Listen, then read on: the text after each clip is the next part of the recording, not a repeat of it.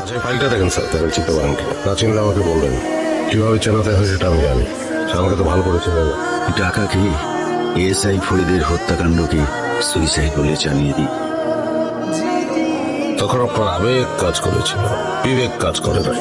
আসলে স্যার, আমরা অনেকেই এই আগুনে হাত দেওয়ার আগ পর্যন্ত আগুনকে বিশ্বাস করি না, আগুনকে বুঝতে পারি না, পুরো যাওয়ার পর বুঝি। আপনি যে কথাগুলো এতক্ষণ বললেন, সেই কথাগুলো আপনি আবার বলবেন, আমি ভিডিও করবো। বলেন স্যার,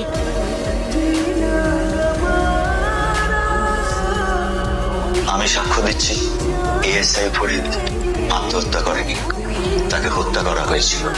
আদালতে স্বীকারোক্তি দিতে আমার কোনো সমস্যা নেই। আদালত আমাকে যে শাস্তি দেয় আমি মাথা পেতে নেব, তাতে অন্তত পাপের বোঝা কিছুটা কম। আমার পাশ সুসাইড করে নাই জান, আমার পাশ সুসাইড করে নাই। একজন সৎ পুলিশ অফিসার জান, ওই সোনা বাচ্চার মিনিট হাতে বের করতে চাই জান।